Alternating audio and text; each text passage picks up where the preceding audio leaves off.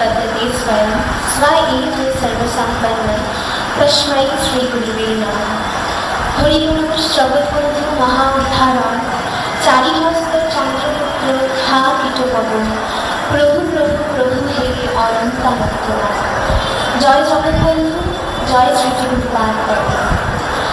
आज এই পবিত্র গুরু পূর্ণিমার মহোৎসবে আমি বিনম্র চিত্তে প্রণাম জানাই আমাদের পূজনীয় পরম আরাধ্য গুরুদেব গুরুদাদু ডক্টর মহানামব্রত ব্রহ্মচারীজিকে, আমার গুরুদেব শ্রীমৎ উপাসক বন্ধু ব্রহ্মচারী মহারাজকে এবং এখানে উপস্থিত সকল ভক্তবৃন্দ।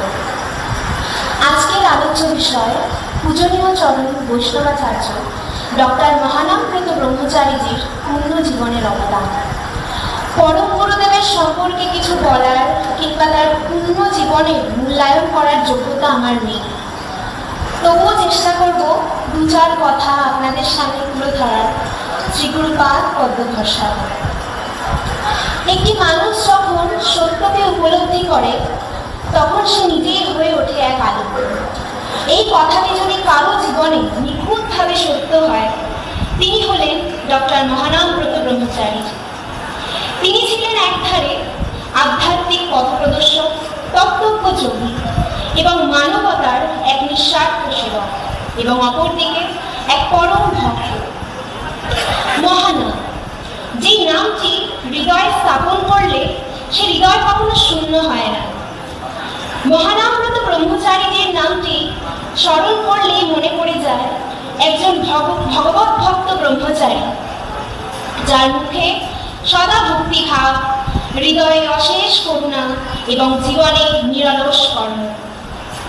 এত উচ্চতর ডিগ্রি থাকার পরেও তিনি প্রাধান্য দিয়েছেন আত্মজ্ঞানকে।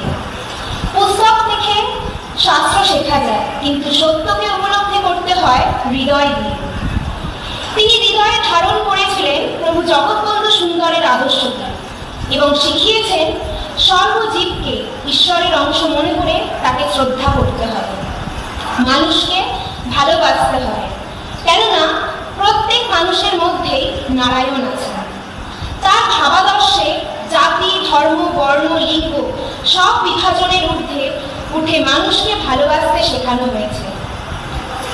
ধর্ম বলতে তিনি মানব ধর্মকে সদা উচ্চতর স্থান দিয়েছেন। আগুনের ধর্ম যেমন দহন, বায়ুর ধর্ম প্রবাহ, পশুর ধর্ম পশুত্ব, ঠিক তেমনি মানুষের ধর্ম মনুষ্যত্ব লাভ। তবে একটা তফাৎ আছে, পশু পশুত্ব নিয়েই জন্মগ্রহণ করে, কিন্তু মানুষকে মনুষ্যত্ব অর্জন করতে হয়।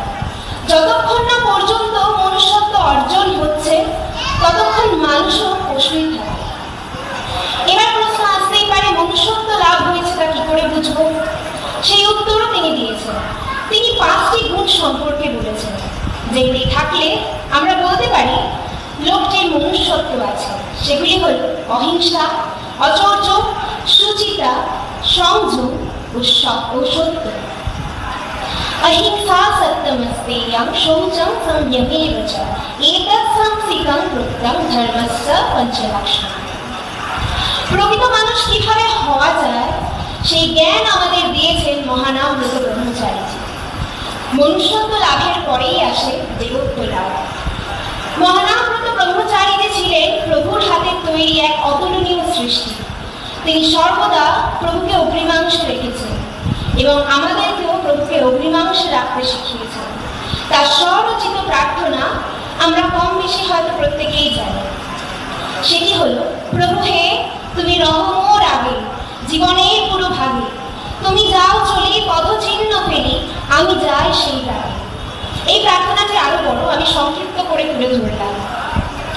প্রভুর ওপর ভরসা করে এবং গুরুচরণ ভরসা করে তিনি পাড়ি দিয়েছিলেন এক অজানা দেশে, আমেরিকার পথে। গীতার একটি মাত্র শ্লোককে মন্ত্রস্থ করে, সেটি হল অনন্যশ্চিন্তয়ন্ত মাং যে জনঃ পর্যুপাসতে তেষাং নিত্যাভিযুক্তানাং যোগক্ষেমং বহাম্যহম। শুধুমাত্র প্রভুর প্রতি ভক্তি নয়, তার গুরু ভক্তিও ছিল অপরিসীম, যা আমাদের প্রজন্মের কাছে এক উদাহরণ স্বরূপ। তার সকল অবদানের মধ্যে সবচেয়ে বড় অবদান যা তিনি আমাদের হাতে তুলে দিয়েছেন, এক অমূল্য রত্ন, মহানাম। যেখানে যুক্তি থেমে যায় সেখানে শুরু হয় নামের মহিমা। নামই হলো ভগবানের স্বরূপ, নামই হলো ভক্তের আশ্রয়। তার ভাবাদর্শ আমাদের শেখায় ধর্ম মানে ভালোবাসা, ভক্তি মানে অন্তরের জাগরণ, আর নাম মানে সেই শক্তি যা আমাদের ঈশ্বরের সান্নিধ্যে নিয়ে যায়। তিনি এমন একজন গুরু ছিলেন যিনি কেবল দীক্ষা দেননি, দিগদর্শনও দিয়েছেন। কেবল মন্ত্র দেননি, মন্ত্রের অভিজ্ঞতাও দিয়েছেন। তার দর্শনে, তার সান্নিধ্যে বহু জনের মন্ত্র নিজে থেকেই প্রাণে ধ্বনিত হতো। তার চোখের চাহনিতে, তার নিঃশ্বাসে এক গভীর স্পন্দন, যা বাইরের শব্দকে ছাপিয়ে হৃদয়ের গ্রহণে পৌঁছায়। এই গুরু পূর্ণিমার তিথিতে এই প্রার্থনাই তার কাছে করি, তার শিক্ষা, তার ভাবনা এবং আদর্শে নিজেদের জীবন যেন গড়ে তুলতে পারি।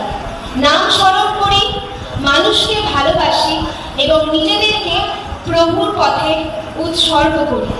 এই সকলই সম্ভব শুধুমাত্র গুরু কৃপায়। আমি বক্তব্য শেষ করলাম। ভুল ত্রুটি যদি হয়ে থাকে ক্ষমা করবেন, আমার প্রথম প্রচেষ্টা।